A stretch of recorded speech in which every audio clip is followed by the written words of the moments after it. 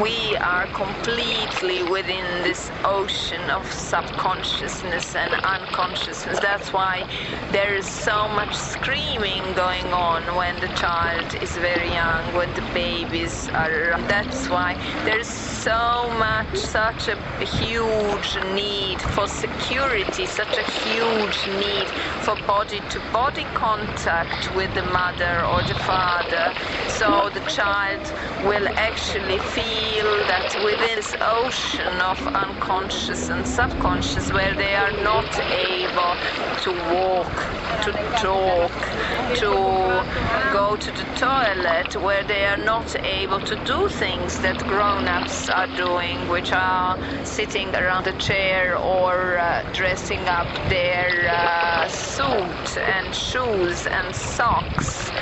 All these need to be done for them. All these are a part of the grown-up world. Now, these little ones first have to start taking care of their physical world, and there's so many things that we take for granted, parents. There are huge amounts of things that we take for granted, believing that the little ones actually can do things and for some reason, weird reason, are not doing it. And in fact, little ones very often try to do whatever they're asked to, but find an obstacle within this little game. My little one was 4 when she started switching on the light in the toilet, and she came from Ethiopia, so that was a point where we couldn't quite communicate well. She couldn't quite talk to me. I spoke in English with her and she spoke in Ethiopian with me. So she would switch on the light and come back to me to do whatever else needed to be done. And I noticed this pattern that she's not switching off the light, and for me this was part of her unconscious behavior, and I was getting annoyed because she would switch on the light but would not switch it off. She would constantly forget this switch off, and at one point I would tell her, well come on Emma, what's going on? Why are you not switching off that light? If you can switch it on, you can switch it off. What's the problem? And she says, she just waves her head, says no, and brings me to the door and shows me that standing on her tiptoes, she was able to reach the plug when she wanted to switch on the light, but she was not able to switch it off. And this was a big learning for me, because I assumed all sorts of things. I labeled her with all sorts of names. In just this one little incident, we start believing that our kids do things deliberately against us. And that doesn't make sense. They do not pee in their pants or shit in their pants because they want to spite us. It is just not the right time for them to start peeing or shitting outside their nappies.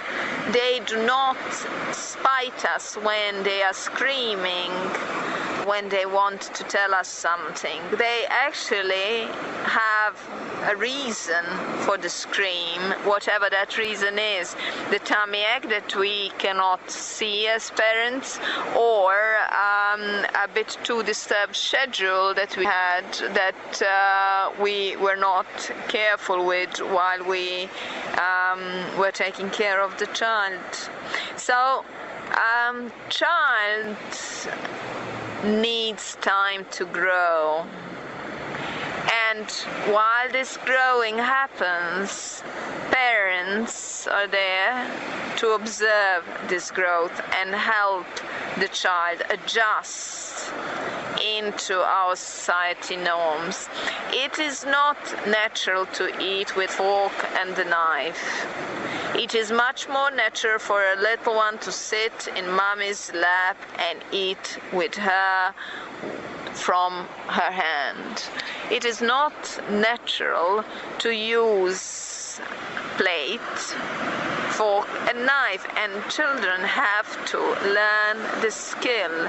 They will learn it, they're pretty smart, but it takes time. It is not natural to do something extremely simple like put on your socks. And mothers will be and fathers will be putting on the socks on their kids until very late in life, at the age of 3, 4, 5, 6. They will be putting on the socks because the socks are not easy to put on, and we do not think of it that way. Now, if we trust in the ability of our kids, if we trust that all the skills will come naturally, and if we do not rush this development of skills, and if we don't get stressed while this development of skills is happening, then we can give enough physical support for the little ones to grow. Now, within the mental and emotional world, the whole subject of thoughts and emotions get further complicated. Now is the time for us to build core beliefs, to bring in core beliefs into our little ones' brains. Now is the time when they will pick up. Every time we say you are stupid to them, they will pick up what you have said, and that will go into their subconscious. Every time you physically hit them, this knowledge of I am worthless will actually go into their system. Every time you start abusing them emotionally or mentally with sarcasm, they will get this message of being worthless. And this message will then haunt them through their lives, will become part of their thinking patterns, will become part of their behavior patterns. That is why it is extremely important to be careful with words, to be careful with emotions while we are dealing with our little ones. Now, being careful with words and emotions, you have to be conscious that our children are growing up in a matrix that is called our society.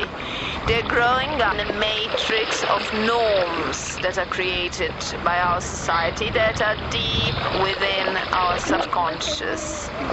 So, if a society comes up with the weird norm of pink being the most popular color, and the marketing machine works on a Barbie doll as being the most popular doll, giving pink to your kids and Barbie doll as a playing tool to their minds and into their hands, you run into a possibility of losing once your kids grow a little bit older and do not look that thin and that fake as Barbie doll looks. If your kids do not belong into the category of blue-eyed, long-haired, blue-haired girls, they will feel that there is something wrong with them. And this belief comes from this crazy marketing machine that pushes a Barbie as a standard to our understanding of beauty, to our understanding of how a person should look like, a beautiful person should look like. Society will give you many norms that make no sense. A lot of fairy tales are built around this norm of finding your prince and getting married. And again, at one point of time of the development of society, this was probably necessary, and there was no future for a man or a woman but to get married, have kids, and keep this particular scenario, this particular fairy tale going within their life within a very short time span, because previously people did not used to have time to be together before they got married. Many marriages were arranged, etc. So finding your happiness within this particular pattern that says the marriage is the one that will give you your happiness, or finding your partner is what will give you happiness, will cause a lot of problems later on in life, because the kids will not be looking into themselves for happiness and will not manage to grow into the adults that are independent and strong on their own, and that allow love to come into their life easily.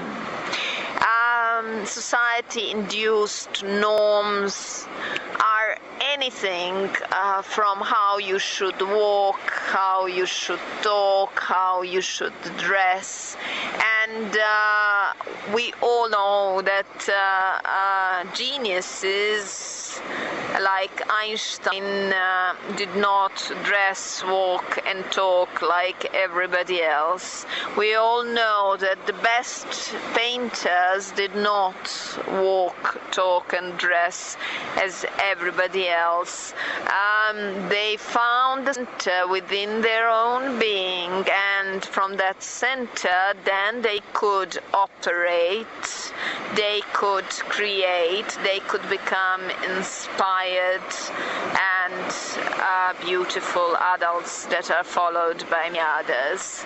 Now, thinking pattern is very much society-induced, so much society-induced that if we stand next to somebody who has a particular thoughts constantly in his or her mind, we will be influenced by that person, even if this person is keeping his or her mouth shut. So being aware of that thoughts almost exist independently, and that we pick them up from the air, from all sorts of sources, radio, TV, newspaper, etc. Being aware that we function in many different levels, that our brain picks up information in many different ways, we will have much easier time in life raising our little ones. If we let the kids watch the TV and watch the commercials and play the games and allow their little minds to be influenced by all the marketing that happens around the computers and the internet, we are running into a risk to actually have all sorts of different thinking patterns, disturbances, violence, behavior, and subconscious influence on our little ones' brains. If we're careful about what books do we read to them, if we are careful about what things they can see on the TV, if we're careful about the sounds that they receive, about the music that they listen to, we could create wonders with our little ones. When my little ones were very young, I read a lot of different articles that classical music is very good for them. Kids get obsessed with music. I tried to give them classical music as much as I could. I tried to give them peaceful classical music as much as I could when they wanted music. Now they appreciate classical music, but not only that wasn't the only result of me trying to keep the music under control. I actually stayed sane because kids get obsessed with music, so they get in love with Twinkle Twinkle Little Star, and they start singing Twinkle Twinkle Little Star at all times of their life, when they're 2, 3, 4 and 5.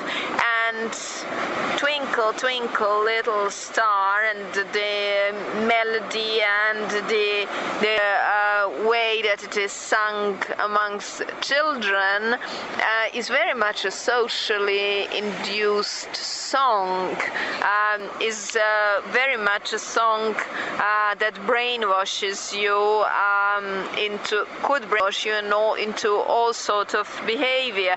You become a part of the society norm. You don't want to hear Twinkle Twinkle Little Star more than twice in your life, but if you are a parent, you might need to hear it many times, and this becomes extremely tiring, and this drains you of the energy and give your emotional and mental setup absolutely nothing. So to safeguard yourself and to safeguard your little ones, you should be very careful what type of music you let enter your home. You should be very careful what type of TV programs you let enter your home. You should be careful how much of time you actually allow your kids to spend on playing different games, and how much time you allow them around the computer. Mental and emotional setup of our little one is built by core beliefs. You should be careful what type of core beliefs you give them once they are so young. Within the exercises that we give within the Alchemy of Love course, Conscious Parenting, we play with this mental and emotional development of your child. We give you all sorts of different alternatives to expensive toys that have many socially induced value building characteristics within them.